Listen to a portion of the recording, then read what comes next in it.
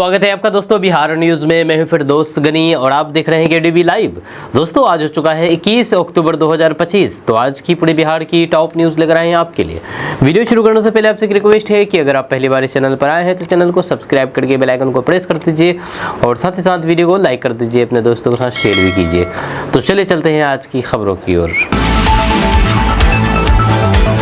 दोस्तों आज बिहार न्यूज़ की शुरुआत सबसे पहले करेंगे कि बिहार चुनाव से जुड़ी हुई एक बड़ी खबर जहानाबाद से सामने आई है, जहां पर असदुद्दीन ओवैसी की पार्टी AIMIM के उम्मीदवार मोहम्मद कलामुद्दीन को हार्ट अटैक आने के बाद PMCH पटना रेफर किया गया। कलामुद्दीन जहानाबाद विधानसभा से उम्मीदवार थे। नामांकन करने सोमवार को अनुमंडल कार्यालय पहुंचे मोहम्मद कलामुद्दीन को पुलिस ने गिरफ्तार कर लिया।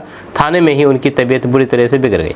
उनके खिलाफ हत्या के प्रयास का एक मामला दर्ज था, जिसमें गिरफ्तारी वारंट था। वहीं पर जानकारी के मुताबिक पुलिस की हिरासत में कलामुद्दीन को हार्ट अटैक आ गया। आनंद फानन में उन्हें सदर अस्पताल ले जाया गया, जहां से चिकित्सक द्वारा PMCH रेफर कर दिया गया। बताया जाता है कि कलामुद्दीन अपना नामांकन दाखिल किया। उनके विरुद्ध पूर्व में मामले चल रहे थे, जिसके कारण नामांकन से बाहर निकलते ही सदर थाना की पुलिस ने उन्हें गिरफ्तार कर लिया। गिरफ्तारी के बाद उन्हें सदर थाने में ही रखा गया था। इसी बीच अचानक उनकी तबीयत खराब हो गई। छोटी पार्टियां तय करेगी कि बिहार में राज कौन करेगा, ये कहना मेरा नहीं। दरअसल बात यह है कि बिहार में 6 और 11 नवंबर को होने वाले विधानसभा चुनाव से पहले बने राजनीतिक माहौल से यह स्पष्ट हो रहा है कि NDA और महागठबंधन दोनों के छोटे सहयोगी दलों की हार जीत से लेकर के सरकार के गठन तक में अहम भूमिका रहने वाली है। इन छोटी दलों का अपना वोट बैंक और फिर जनाधार है। उनकी अपने अपने इलाकों में जातीय मतदाता समूह में गहरी पैठ है। ये पार्टियां कहने को भले ही छोटी हो, लेकिन गठबंधन की राजनीति में यही सरकार के गठन का रास्ता और भविष्य तय कर सकती है। वहीं पर NDA में भले ही BJP और फिर JDU सबसे बड़ी पार्टियां हैं, लेकिन जीतन राम मांझी की हिंदुस्तानी अवाम मोर्चा, उपेंद्र कुशवाहा की राष्ट्रीय लोक मोर्चा और मुकेश सहनी की विकास इंसान पार्टी जैसी छोटी पार्टियां अपने खास जातिगत वोट बैंक के दम पर नतीजों को प्रभावित कर सकती है। दूसरी तरफ विपक्षी दलों के महागठबंधन यानी कि इंडिया गठबंधन में भले ही RJD और कांग्रेस बड़ी पार्टियां मानी जाती हो, लेकिन इस गठबंधन में शामिल लेफ्ट पार्टियां खासतौर पर CPI-ML खुद को एक मजबूत ताकत के तौर पर पेश कर रही है। बिहार में राजनीति हमेशा से जातिगत समीकरणों और फिर रणनीतिक गठन से तय होती है। और फिर NDA में सीटों के बंटवारे में BJP और JDU को बराबर 101 सीटें मिली है, जबकि LJP रामविलास को 29 और हिंदुस्तानी अवाम मोर्चा को 6 सीटें मिली है। दोस्तों बिहार के मुख्यमंत्री नीतीश कुमार ने अपने सरकारी आवास पर दीप उत्सव के अवसर पर दीप जला करके दीपावली मनाई। इस दौरान उन्होंने बिहार वासियों को दीपावली की शुभकामनाएं दी थी और फिर कहा कि दीपावली अंधकार का प्रकाश, अज्ञान पर ज्ञान और फिर बुराई पर अच्छाई की विजय का प्रतीक है। CM के अलावा लालू प्रसाद यादव और उनके परिवार ने भी दीपावली मनाई है। वहीं पर RJD नेता तेजस्वी यादव ने वीडियो जारी करते हुए बिहार के लोगों को दीपावली की शुभकामनाएं दी है। वहीं पर बिहार के मुख्यमंत्री नीतीश कुमार ने कहा कि दीपावली अंधकार पर प्रकाश, अज्ञान पर ज्ञान और बुराई पर अच्छाई की विजय का प्रतीक है। उन्होंने लोगों से अपील की है कि वे उल्लास और सद्भाव के साथ दीपावली मनाएं और समाज में व्याप्त गैर बराबरी, नफरत, भेदभाव, गरीबी, बुराई और हिंसा के अंधेरों को दूर करें। मुख्यमंत्री नीतीश कुमार के अलावा राजद सुप्रीमो लालू प्रसाद यादव और फिर उनके परिवार ने भी दीपावली मनाई है। लालू यादव ने अपने परिवार के साथ दीपावली की तस्वीरें शेयर की है और लोगों को शुभकामनाएं दी है।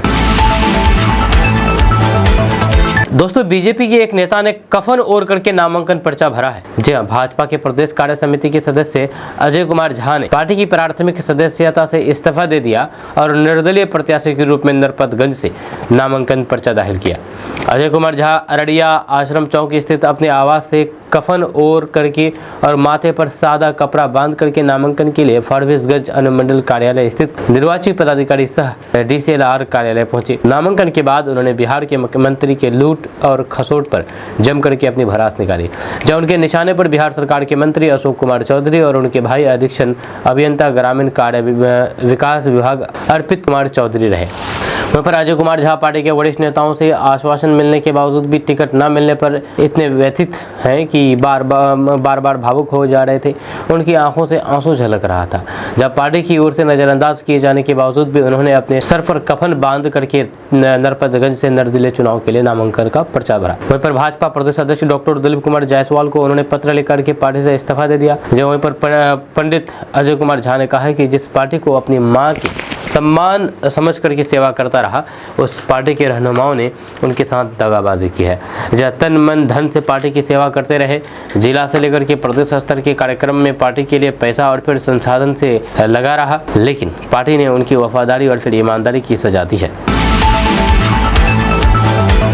दोस्तों, बिहार विधानसभा चुनाव 2025 में महागठबंधन में सीट शेयरिंग को लेकर के खींचतान की स्थिति बनी हुई है। इस बीच बीजेपी अध्यक्ष डॉक्टर दिलीप कुमार जायसवाल ने महागठबंधन में चल रही अंदरूनी कलह को लेकर के विपक्ष पर हमला बोला है।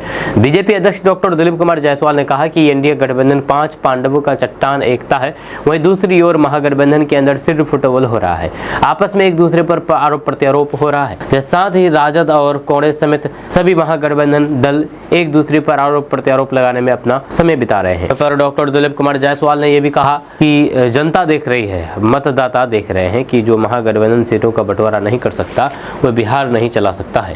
इसलिए मतदाताओं ने मन बना लिया है कि बिहार में फिर से एनडीए की सरकार भारी बहुमत से बनानी है। वहीं पर महागठबंधन में पैसे का खेल चल रहा है। जब बिहार के विकास के लिए टिकट बंटवारे में पैसे का खेल खेलने वालों से क्या उम्मीद की जा सकती है।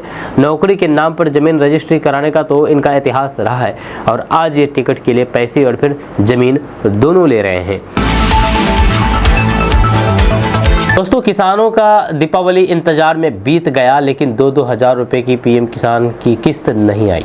20 अक्टूबर को दीपावली के दिन किसान भाइयों में को इंतजार था कि पीएम किसान योजना की 21वीं किस्त का, लेकिन ये इंतजार अब और लंबा होने वाला है क्योंकि पूरा दिन बीत चुका है, लेकिन किसानों के खाते में 2-2 हज़ार रुपए नहीं आए। वैसे देश में 2 दिन दीपावली का त्यौहार है, जब कुछ राज्यों में 20 अक्टूबर को दीपावली मनाई जा रही है, जबकि कुछ जगहों पर 21 अक्टूबर को। ऐसे में जिन राज्यों में 20 अक्टूबर को दीपावली मनाई जा रही है वहाँ बैंक बंद था, वहीं पर जहाँ पर 21 अक्टूबर को मनाई जाएगी वहाँ उस दिन बैंक बंद रहेंगे। ऐसे में बैंक बंद होने की वजह से अब 21 अक्टूबर को भी पीएम किसान योजना की 21वीं किस्त के आने की संभावना बहुत कम है।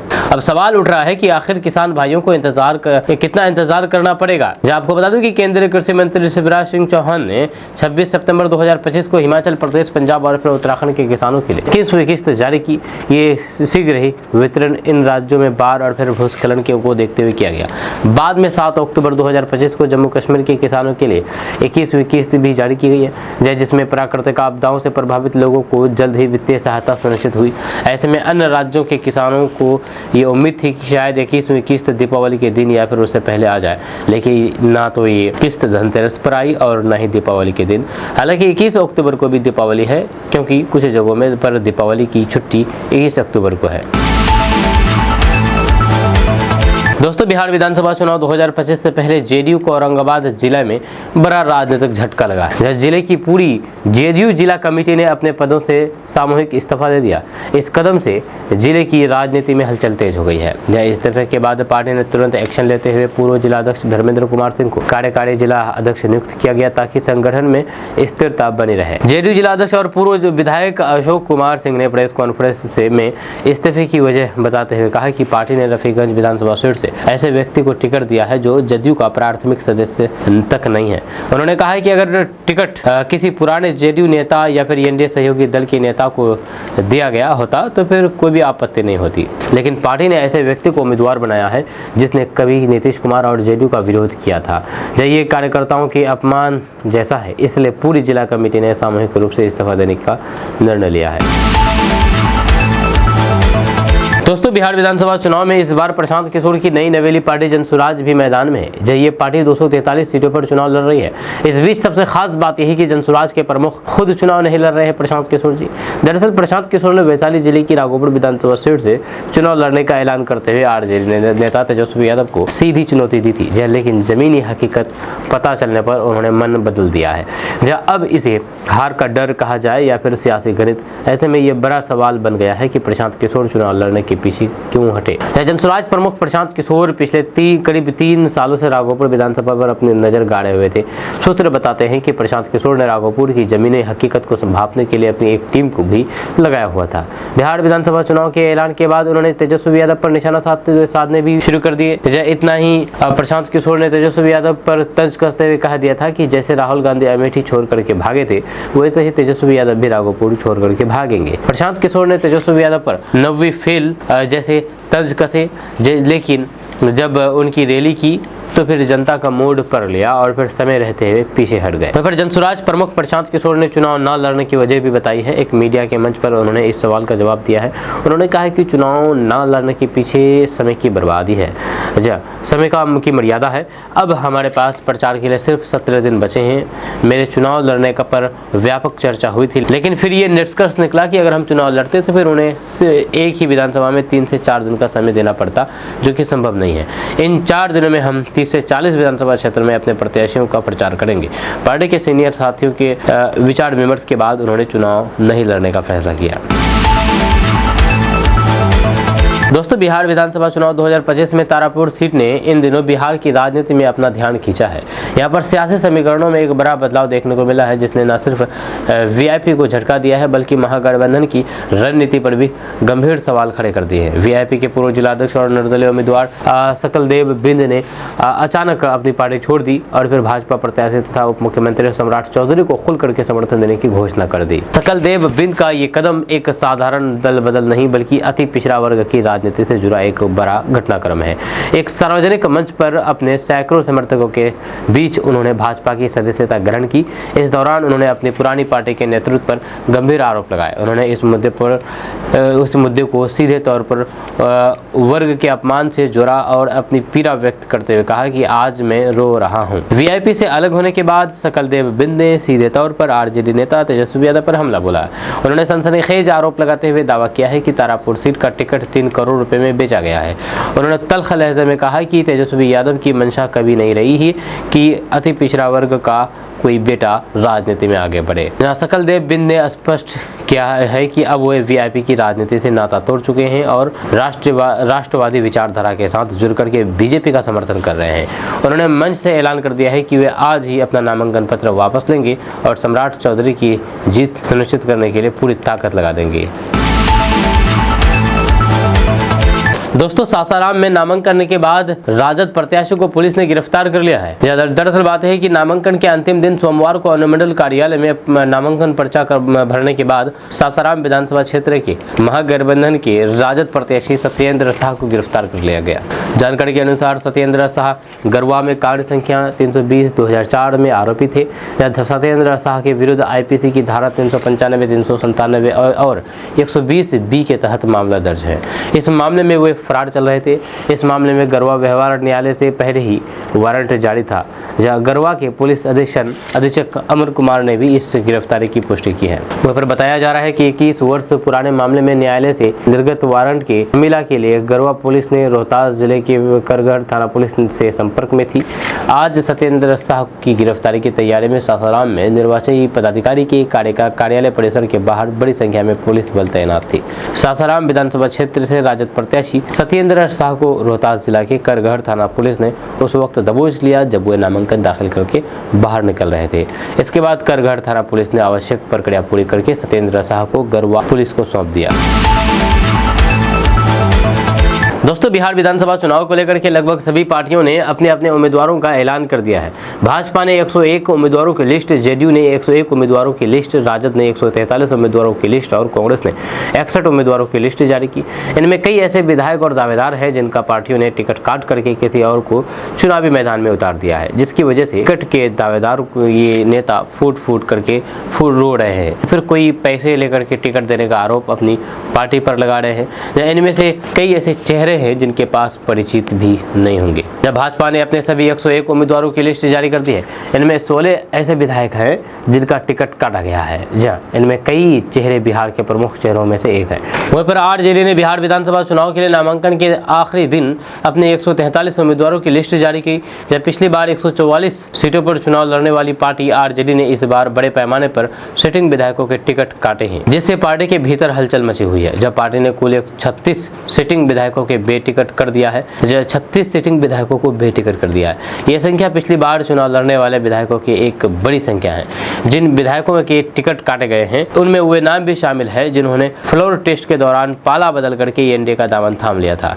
इनमें चेतन आनंद, नीलम देवी, प्रहलाद यादव, विभा देवी, संगीता देवी और प्रकाश वीर जैसे नाम प्रमुख है। इन सभी विधायकों को आरजेडी ने टिकट नहीं दिया है। वहीं पर असदुद्दीन ओवैसी की पार्टी एआईएमआईएम को छोड़ करके आरजेडी में शामिल हुए 4 विधायकों में से सिर्फ एक विधायक को ही टिकट मिला है, सिर्फ जोकीहाट विधायक शाहनवाज आलम को टिकट मिला है, जो राजद के दिग्गज नेता तस्लीमुद्दीन के बेटे हैं। जिन विधायकों का टिकट काटा गया है उनमें कोचाधमन के मोहम्मद इजहार अस्फी, बायसी के रुकनुद्दीन और बहादुरगंज के अंजार नमी का नाम शामिल है। कोचाधमन के मोहम्मद इजहार अस्फी का फूट फूट करके रोने का वीडियो काफी तेजी से वायरल हो रहा है। इसके अलावा आरजेडी ने रितु जायसवाल का भी टिकट काट दिया है। परिहार सीट से दावेदार रितु जायसवाल ने पार्टी पर एक गद्दार को टिकट देने का आरोप लगाया है। उन्होंने निर्दलीय नामांकन दाखिल कर दिया है। इसके अलावा मधुबन सीट के दावेदार मदन शाह ने कपड़े फाड़ करके फूट फूट करके रो करके लालू यादव के आवास के बाहर प्रदर्शन किया। राजद की जमीनी कार्यकर्ता और फिर बाराचट्टी विधानसभा सीट से उम्मीदवार उषा देवी भी टिकट न मिलने के कारण मीडिया के सामने में रो पड़ी। साथ ही पूर्णिया के कस्बा से वर्तमान कांग्रेस विधायक और फिर उम्मीदवार आफाक आलम का टिकट जब काटा गया तो उन्होंने पार्टी पर पैसे का सौदा करने का आरोप लगाया। इसके अलावा गोपालपुर से जेडीयू विधायक और दावेदार गोपाल मंडल मंच पर तब अवाक रह गए जब उन्हें टिकट नहीं मिला। वहीं पर अमोट सीट से सवा जफर का टिकट काट करके साबिर अली को दिया गया, लेकिन 24 घंटे के अंदर ही उनका विधायक बनने का सपना टूट गया। फिर पार्टी ने अपना फैसला पलट दिया। जदयू विधायक गोपाल मंडल भी टिकट न मिलने की वजह से नीतीश कुमार के आवास के बाहर घंटों प्रदर्शन किया, लेकिन फिर भी टिकट नहीं मिला। इसी तरह से कई विधायकों का टिकट काटा गया है और कई दावेदारों का टिकट काटा गया है। जिसका टिकट काटा गया है, बहुत सारे दावेदार कभी कुर्ता फाड़ करके सड़क पर रोते हुए नजर आ रहे हैं, लेट करके रोते हुए नजर आ रहे हैं, तो कभी मंच पर जाकर के भाषण देने के दौरान रो रहे हैं। दोस्तों, इस बार बिहार विधानसभा चुनाव में आरजेडी ने महिलाओं को टिकट देने में बाजी मार ली है। जब बिहार विधानसभा चुनाव के लिए आरजेडी ने अपने पहली लिस्ट जारी कर दी। इनमें 143 उम्मीदवारों के नाम है। राजद ने उम्मीदवारों के चयन में सामाजिक समीकरणों का ध्यान रखा है। उसने अब तक 24 महिलाओं को टिकट दिया है। इस तरह से राजद विधानसभा चुनाव में सबसे अधिक महिलाओं को टिकट देने वाली पार्टी बन गई है। जब एनडीए गठबंधन में शामिल बीजेपी और जेडीयू ने 13 महिलाओं को टिकट दिए हैं। वहीं पर बिहार की राजनीति में महिलाएं महत्वपूर्ण भूमिका निभाती है। महिलाओं के मतदान में हिस्सेदारी साल दर साल बढ़ती ही जा रही है। ये लोकतंत्र में उनकी बढ़ती रुचि का प्रतीक है। लेकिन जब महिलाओं को चुनाव में टिकट देने की बारी आती है तो फिर राजनीतिक दल कन्नी काट जाते हैं। इसे इस बार के बिहार चुनाव में भी देखा जा सकता है। वहीं पर बिहार में सत्तारूढ़ जेडीयू और फिर बीजेपी इस बार 101 सीटों पर चुनाव लड़ रहे हैं। दोनों दलों ने 13 महिलाओं को उम्मीदवार बनाया है। इस तरह से एनडीए की तीसरी सबसे बड़ी पार्टी लोक जनशक्ति पार्टी रामविलास 29 विधानसभा सीटों पर चुनाव लड़ रही है, जब उसने 6 महिलाओं को टिकट दिए हैं। उनमें भी उन महिलाओं की संख्या अधिक है जो किसी नेता की पत्नी या फिर बेटी है। वहीं अगर हम विपक्षी महागठबंधन की बात करें तो फिर इसकी सबसे बड़ी पार्टी राजद ने अब तक 143 सीटों पर अपने उम्मीदवारों के नाम का ऐलान कर दिया है। आरजेडी की लिस्ट में 24 महिला उम्मीदवारों के नाम शामिल है। आरजेडी ने 20% से भी कम महिलाओं को टिकट दिया है। वहीं विपक्षी महागठबंधन की दूसरी सबसे बड़ी पार्टी कांग्रेस की ओर से 60 सीटों पर घोषित उम्मीदवारों में केवल 5 महिला उम्मीदवारों के नाम शामिल है। कांग्रेस ने 10% से भी कम महिलाओं को चुनावी मैदान में उतारा है। दोस्तों, बिहार विधानसभा चुनाव में महागठबंधन के प्रत्याशी आईपी गुप्ता ने एक बेहद विवादित बयान देकर के सियासी तूफान खड़ा कर दिया है। जहाँ सहरसा सीट से आरजेडी के कोटे पर चुनाव लड़ रहे आईपी गुप्ता ने सार्वजनिक रूप से कहा कि अगर यादव समुदाय का कोई व्यक्ति लाठी मारे तो फिर उसके गले में दांत फंसा करके गला काट दो। उन्होंने इस भड़काऊ टिप्पणी में राजपूत, भूमिहार, कुर्मी और फिर कोयरी समुदाय को भी शामिल किया है। तेजस्वी यादव के नेतृत्व वाले गठबंधन के एक उम्मीदवार द्वारा दिया गया ये बयान सोशल मीडिया पर वायरल होने के बाद न केवल कानूनी और फिर राजनीतिक विवाद खड़ा कर रहा है, बल्कि चुनाव से पहले ही महागठबंधन की एकता और सामाजिक समीकरणों पर भी गंभीर सवाल खड़ा कर रहा है। अब सवाल है कि ये आईपी गुप्ता कौन है? तो आईपी गुप्ता बिहार की राजनीति में एक उभरता चेहरा है, जो मुख्य रूप से तांती, ततुआ, पान और चौपाल जैसे जाति समूह के बीच अपना प्रभाव रखते हैं। जब वे इंडियन इंक्लूसिव पार्टी यानी कि IIP के राष्ट्रीय अध्यक्ष हैं और साथ ही अखिल भारतीय पान महासंघ नामक अपने जाति आधारित संगठन का नेतृत्व करते हैं। आईपी गुप्ता ने हाल ही में अपने समाज के लिए आरक्षण और फिर पहचान की लड़ाई को केंद्र में रखकर की बिहार की राजनीति में अपनी सक्रियता बढ़ाई है। राजनीतिक गलियारों में यह माना जाता है कि आईपी गुप्ता का प्रभाव केवल सहरसा तक सीमित नहीं है। उनका अखिल भारतीय पान महासंघ कोसी और फिर मिथिलांचल के 100 से अधिक विधानसभा क्षेत्र में मजबूत पकड़ रखता है। हालांकि तांती ततुआ समुदाय की आबादी राज्य में करीब 2% ही है, लेकिन चुनावी विश्लेषकों का स्पष्ट मत है कि सीटों के सीमांत अंतर वाले इस चुनाव में ये छोटा किंतु संगठित वोट बैंक कई सीटों पर हार जीत में निर्णायक भूमिका निभाने की क्षमता रखता है। दोस्तों, बिहार विधानसभा चुनाव में बड़ा उलटफेर हो गया है, क्योंकि विधानसभा चुनाव हेमंत सोरेन की पार्टी जेएमएम नहीं लड़ेगी। बिहार विधानसभा चुनाव 2025 के समीकरणों को उस वक्त बड़ा झटका लगा जब हेमंत सोरेन की अगुवाई वाली झारखंड मुक्ति मोर्चा यानी कि जेएमएम ने पहले तो अकेले चुनाव लड़ने की घोषणा की और अब पूरी तरीके से चुनाव से बाहर होने का ऐलान कर दिया। यह फैसला न केवल बिहार की राजनीति में हलचल पैदा कर गया, बल्कि झारखंड की सियासी जमीन पर भी इसके दूरगामी असर की अटकलें लगाई जा रही है। दरअसल आपको बता दें कि बिहार में विपक्षी दलों के बीच सीट बंटवारे को लेकर के लंबे समय से खींचतान जारी थी, जहां मुमो का आरोप है कि राजद और कांग्रेस ने उसके साथ सियासी धोखा किया है। पार्टी नेतृत्व ने इसे एक सुनियोजित राजनीतिक साजिश करार देते हुए कहा कि उन्हें संगठन में वे सम्मान और फिर हिस्सेदारी नहीं मिली जिसके वे हकदार थे। इस विवाद के चलते झामुमो ने न सिर्फ गठबंधन की समीक्षा की बात की, बल्कि सीधे सीधे चुनाव से हटने का फैसला लेकर के सभी को चौंका दिया। मामला सिर्फ बिहार तक ही सीमित रहने वाला नहीं है। झामुमो ने अपने बयान में साफ कहा है कि बिहार चुनाव की घटनाओं के आधार पर वे कांग्रेस और राजद के साथ अपने रिश्तों की दोबारा समीक्षा करेगा। इसका संकेत साफ है कि अब ये मामला सिर्फ बिहार तक सीमित नहीं रहने वाला है। गठबंधन की दरार अब झारखंड में भी असर डाल सकती है, जहां वर्तमान में कांग्रेस और झामुमो एक साथ सरकार चला रहे हैं। दोस्तों, बिहार की राजनीति में इस बार नई हलचल पैदा हो गई है, क्योंकि प्रशांत किशोर की एंट्री से खेल बदलने वाला है। जब बिहार की राजनीति में इस बार कुछ अलग देखने को मिल रहा है। प्रशांत किशोर, जो कि देश के कई बड़े नेताओं और फिर दलों के लिए चुनावी रणनीति बना चुके हैं, अब खुद मैदान में उतर चुके हैं। उन्होंने अपनी खुद की पार्टी जनसुराज पार्टी को खड़ा किया है और पहली बार विधानसभा चुनाव में पूरी ताकत के साथ उतर रहे हैं। एक नई लहर लाना चाहते हैं जनसुराज। आपको बता दें कि प्रशांत किशोर ने जिस तरह से उम्मीदवारों का चयन किया है, वह साफ दर्शाता है कि वे पारंपरिक राजनीति से हट करके एक नई लहर लाना चाहते हैं। उन्होंने शिक्षा, रोजगार, पलायन और फिर शराबबंदी जैसे ज्वलंत मुद्दों को प्रमुखता दी है। उनका दावा है कि बिहार में अब बदलाव की जरूरत है और जेएसपी यानी कि जनसुराज पार्टी उस बदलाव की दिशा में एक ठोस कदम है। जनसुराज पार्टी की सबसे चर्चित घोषणा रही है शराबबंदी हटाने की। इस विषय पर समाज में मिश्रित प्रतिक्रिया देखने को मिल रही है। जो कुछ लोग मानते हैं कि शराबबंदी ने अवैध धंधों को जन्म दिया है और पुलिस प्रशासन की मिली भगत से ये कानून बेईमानी हो गया है। वहीं पर कुछ लोग अब भी शराबबंदी को सामाजिक सुधार के रूप में देख रहे हैं, लेकिन आम जनता के एक बड़े वर्ग को लगता है कि इस प्रतिबंध से अधिक नुकसान हुआ है, खास करके गरीब तबके को। जनसुराज पार्टी ने अपने उम्मीदवारों के चयन में एक अलग तरीका अपनाया है। जनसुराज पार्टी ने पूर्व आईएएस, आईपीएस, वकील, वैज्ञानिक और फिर शिक्षाविदों को टिकट दिया है। ये परंपरागत राजनीति से हटकर के एक नई पहल मानी जा रही है।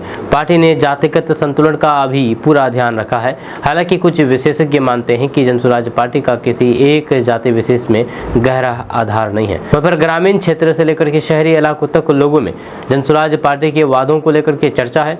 60 वर्ष से ऊपर वालों के लिए पेंशन बढ़ाने, पढ़ाई मुफ्त करने और फिर पलायन रोकने के लिए राहत पैकेज देने जैसे वादे लोगों को आकर्षित कर रहे हैं। हालांकि कुछ लोग अब भी संशय में हैं कि क्या ये वादे वास्तव में पूरे किए जा सकते हैं। वहीं पर विपक्षी दलों की चिंता वोट कटवा या फिर किंग, वहीं पर महागठबंधन और फिर एनडीए दोनों खेमे में जनसुराज पार्टी को लेकर के चिंता है, क्योंकि प्रशांत किशोर के उम्मीदवार दोनों पक्षों के परंपरागत वोट बैंक में सेंध लगा सकते हैं। लेकिन कुछ जानकार मानते हैं कि जनसुराज पार्टी इस बार सरकार बनाने की स्थिति में तो नहीं होगी, लेकिन वह कुछ सीटों पर अच्छी टक्कर दे सकती है और फिर वोट कटवा की भूमिका निभा सकती है। दोस्तों, बिहार की राजनीति में एक विधानसभा सीट में पति के खिलाफ ही पत्नी ने नामांकन का पर्चा भर दिया। जी हाँ, दरअसल बात है कि बिहार विधानसभा चुनाव 2025 में मोतिहारी सीट का चुनावी माहौल पहले ही गर्म था, लेकिन अब इसे और रोचक मोड़ मिल गया है। यहाँ पर पति पत्नी आमने सामने आ गए हैं। आरजेडी प्रत्याशी के रूप में देवा गुप्ता ने कुछ घंटों पहले नामांकन दाखिल किया है, जबकि उनकी पत्नी और फिर नगर निगम के मेयर प्रति कुमारी ने निर्दलीय प्रत्याशी के रूप में अपना नामांकन दर्ज कराया है। दोनों के मैदान में उतरने की खबर से स्थानीय राजनीति में हलचल मच गई है। वहीं पर पति पत्नी की एक ही सीट से चुनाव लड़ने की खबर फैलते ही मोतिहारी के राजनीतिक गलियारों में चर्चा तेज हो गई है। माना जा रहा है कि टिकट बंटवारे को लेकर के परिवार के भीतर मतभेद उभर आए हैं। इसके चलते प्रीति कुमारी ने पार्टी से अलग होकर के निर्दलीय के रूप में चुनावी मैदान दांव खेला है। इस कदम से यह स्पष्ट हो गया है कि मोतिहारी का चुनाव अब केवल पार्टी मुकाबला नहीं बल्कि पारिवारिक राजनीति का भी प्रतीक बन गया है। वहीं पर मोतिहारी के राजनीतिक पर्यवेक्षकों और फिर मतदाताओं के बीच अब ये सवाल उठ रहा है कि क्या ये कदम व्यक्तिगत मतभेदों का नतीजा है या फिर ये चुनावी रणनीति का हिस्सा है। राजनीतिक जानकारों का मानना है कि इस बार मोतिहारी की जनता परिवार बनाम पार्टी के एक अनोखे मुकाबले को करीब से देखेंगे। दोनों के नामांकन के साथ ही चुनावी मैदान में रोमांचक मोड़ आ गया है और फिर मतदाता इस जंग में किसकी जीत होगी ये देखने के लिए उत्सुक है। दोस्तों, बिहार विधानसभा चुनाव 2025 को लेकर के मान मनोबल का सिलसिला लगातार जारी है। जहां कहीं पर टिकट मिलने की खुशी तो फिर कहीं पर ना मिलने की नाराजगी भी है। ऐसे में राजद की महिला नेता सीमा कुशवाहा की चर्चा सासाराम विधानसभा सीट से चुनाव लड़ने की थी, लेकिन पार्टी की तरफ से उन्हें टिकट नहीं मिला है। हालांकि उन्होंने फेसबुक पर एक वीडियो शेयर किया है। टिकट नहीं मिलने के बावजूद भी सीमा कुशवाहा ने वीडियो शेयर करके लोगों का समर्थन मांगा है। साथ ही साथ तेजस्वी यादव को मुख्यमंत्री बनाने की अपील भी की है। सीमा कुशवाहा ने कहा है कि एक साधारण परिवार से आने वाली एक महिला के लिए राजनीति का सफर कभी आसान नहीं होता, लेकिन आप सभी के सहयोग, विश्वास और फिर समर्थन ने हर कठिन परिस्थिति में मुझे हौसला और शक्ति दी है। सीमा कुशवाहा ने यह भी कहा है कि आपका ये प्रेम और आशीर्वाद ही मेरी सबसे बड़ी पूंजी है। इस स्नेह को यूं ही बनाए रखें। आप सभी का दिल से धन्यवाद और आभार। साथ ही आखिर में उन्होंने तेजस्वी यादव को मुख्यमंत्री बनाने की अपील की है। सीमा कुशवाहा रोहतास जिले की रहने वाली है। वह सासाराम विधानसभा क्षेत्र में काफी एक्टिव रहती है, जिसके कारण उनके यहां से चुनाव लड़ने की पूरी संभावना जताई जा रही थी। हालांकि टिकट नहीं मिलने के कारण उनके समर्थकों में भारी नाराजगी दिखी। दोस्तों, भोजपुरी स्टार खेसारी लाल यादव की सियासी डगर पर इस बार मोहर लग गई है। जहां भोजपुरी सिनेमा के मशहूर अभिनेता खेसारी लाल यादव की राजनीति में एंट्री अब आधिकारिक हो गई है। जहां उन्होंने आरजेडी से अपना नामांकन भी दाखिल कर दिया है। यह उनकी राजनीति में पहली बड़ी छलांग है, लेकिन ये चुनावी सफर उनके लिए आसान नहीं होगा। यह छपरा सीट पर पहले से ही बीजेपी का दबदबा रहा है और यहाँ 3 पिछले विधानसभा चुनाव में यानी कि 2010, 2015, 2020 में भाजपा को जीत मिली है। इस बार बीजेपी ने स्थानीय नेता छोटी कुमारी को टिकट दिया है, जो खेसारी लाल यादव के लिए बड़ी चुनौती पेश कर सकती है। खेसारी लाल यादव ने अपनी राजनीतिक यात्रा की शुरुआत तब की जब उन्होंने एक्स यानी कि ट्विटर पर एक पोस्ट किया। उन्होंने अपनी पोस्ट में लिखा है कि मैं आप सभी का बेटा और भाई खेसारी लाल यादव इस बार छपरा विधानसभा से चुनाव लड़ रहा हूं। मैं कोई परंपरागत नेता नहीं हूं, तो मैं आप सभी जनता जनार्दन का बेटा हूं, खेत खलिहान का लाल हूं, हर तबके की आवाज हूं और युवा साहब भाइयों का जोश हूं। आपको बता दूं कि इस पोस्ट के साथ ही उन्होंने ये भी साफ कर दिया है कि उनकी राजनीति का उद्देश्य केवल सत्ता हासिल करना नहीं है, बल्कि छपरा के हर घर तक विकास पहुंचाना और फिर लोगों की समस्याओं का समाधान करना है। मगर आरजेडी की विचारधारा के साथ खेसारी लाल यादव का ये कदम उनके लिए एक नई राह खोल सकता है। उन्होंने अपनी पोस्ट में लालू प्रसाद यादव और फिर तेजस्वी यादव के नेतृत्व को अपना मार्गदर्शक बताया और ये भी साफ कर दिया है कि उनके लिए राजनीतिक कुर्सी की दौड़ नहीं बल्कि एक जिम्मेदारी है। दोस्तों, भोजपुरी फिल्म के सुपरस्टार पवन सिंह की पत्नी ज्योति सिंह बिहार विधानसभा चुनाव के मैदान में उतरने का फैसला कर लिया है। 20 अक्टूबर को वे रोहतास के काराकाट विधानसभा सीट से निर्दलीय प्रत्याशी के रूप में नामांकन किया है। ज्योति सिंह ने कहा है कि काराकाट विधानसभा क्षेत्र की आम जनता ने उन्हें जो प्यार दिया, सम्मान और फिर विश्वास दिया है, वही उनकी सबसे बड़ी ताकत है। उनका कहना है कि इस क्षेत्र के विकास और फिर जनता की सेवा के लिए वे राजनीति में आई है और अब जनता ही उनका परिवार, दल और सहयोगी है। उन्होंने ये भी कहा कि वे काराकाट के हर घर, गाँव की आवाज को विधानसभा में बुलंद करेंगे। आपको बता दें कि 2024 का लोकसभा चुनाव पवन सिंह ने काराकाट संसदीय क्षेत्र से निर्दलीय उम्मीदवार के तौर पर लड़ा था। हालांकि वहां उन्होंने हार का सामना करना पड़ा। उस चुनाव में उन्होंने शानदार प्रदर्शन करते हुए दूसरा स्थान हासिल किया था और पूर्व केंद्रीय मंत्री उपेंद्र कुशवाहा को तीसरे स्थान पर पहुंचा दिया था। जब उस दौरान ज्योति सिंह ने अपने पति के समर्थन में घूम घूम करके पूरे क्षेत्र में व्यापक प्रचार किया था। वहीं पर फिल्मी दुनिया से पहली बार राजनीति में आए पवन सिंह ने पूरी दमखम के साथ चुनाव लड़ा था, लेकिन यहाँ पर उन्हें सफलता हाथ नहीं लगी। लोकसभा चुनाव के बाद उनकी पत्नी ज्योति सिंह ने क्षेत्र में से अपना जुड़ाव नहीं छोड़ा। वे चुनाव के बाद भी लगातार जनता के बीच जाती रही, लोगों की समस्याएं सुनती और फिर स्थानीय कार्यक्रमों में हिस्सा लेती। यही कारण है कि काराकाट की जनता में उनका अलग प्रभाव और पहचान बन चुकी है। दोस्तों, बिहार में चुनाव को लेकर के हलचल बढ़ी हुई है। इस बीच भोजपुर से बीजेपी के पूर्व सांसद आर.के. सिंह ने लोगों से अपील की है कि वे किसी भी आपराधिक छवि वाले नेताओं को वोट ना दें। जब पूर्व सांसद राजकुमार सिंह यानी कि आर.के. सिंह ने कुछ दिग्गज नेताओं के नाम भी बतौर उदाहरण पेश किए। खास बात यह भी है कि इसमें एनडीए के प्रत्याशी अनंत सिंह और सम्राट चौधरी का भी नाम है। आर.के. सिंह ने फेसबुक पर लिखा है कि सभी बिहार वासियों को मेरी ओर से दीपावली की हार्दिक शुभकामनाएं। आप सभी परिवार स्वस्थ सुखी रहे और खूब तरक्की करें, ऐसी मेरी ईश्वर से कामना है। अपने राज्य तथा परिवार का भविष्य तय करने का समय आ गया है। आपका मत तय करेगा कि बिहार का और हम लोगों के बाल बच्चों का भविष्य। यदि आप बिहार और फिर अपने बच्चों का भविष्य उज्जवल देखना चाहते हैं तो मेरा निवेदन है कि किसी भी आपराधिक पृष्ठभूमि वाले अथवा भ्रष्ट व्यक्ति को वोट ना दे, भले ही वे अपने जाति का ही क्यों ना हो। यदि आपके सामने जितने प्रत्याशी हैं सभी भ्रष्ट या फिर आपराधिक प्रवृत्ति के हैं तो फिर अपना वोट उन्हें ना दे और नोटा को दे दे। यदि आप आपराधिक पृष्ठभूमि अथवा भ्रष्ट को चुनिएगा तो फिर अपराध और भ्रष्टाचार का बिहार में बोलबाला रहेगा और बिहार का कभी विकास नहीं होगा। उन्होंने कई नाम भी गिनाए हैं। उन्होंने मोकामा से एनडीए प्रत्याशी अनंत सिंह का नाम गिनाया है। उन्होंने कहा है कि इन पर नरसंहार, हत्या तथा अपहरण जैसे गंभीर आरोप रहे। जब मैं 1985 में पटना का जिलाधिकारी था तो फिर ये व्यक्ति अपने भाई दिलीप और सिंह और फिर विवेक सिंह के साथ अनुमंडल के सामने उपद्रव कर रहा था तो मैं पटना से वहां पहुंच करके उनको पीट करके भगाया था। वहीं पर तारापुर से एनडीए प्रत्याशी डिप्टी सीएम उप मुख्यमंत्री सम्राट चौधरी का भी नाम लिया है। उन्होंने कहा है कि इन पर हत्या का आरोप है और उम्र के सर्टिफिकेट फर्जी करके बेल पर बाहर होने का आरोप है। एक पार्टी ने खुलेआम आरोप लगाया जिसका जवाब इन्होंने आज तक नहीं दिया है। दोस्तों, भारत के युवा बल्लेबाज वैभव सूर्यवंशी छोटी सी उम्र में अपनी एक अलग पहचान बना चुके हैं। सिर्फ 14 साल के वैभव सूर्यवंशी बड़े बड़े गेंदबाजों के छक्के छुड़ाने के लिए जाने जाते हैं। अपने बल्लेबाजी के चलते सुर्खियां बटोरने वाले वैभव सूर्यवंशी इस बार एक खास वजह से चर्चा में आ गए हैं। बिहार में होने वाले विधानसभा चुनाव को लेकर के चुनाव आयोग ने वैभव सूर्यवंशी को एक बड़ी जिम्मेदारी दी है जिसने हर किसी का ध्यान अपनी ओर खींच लिया है।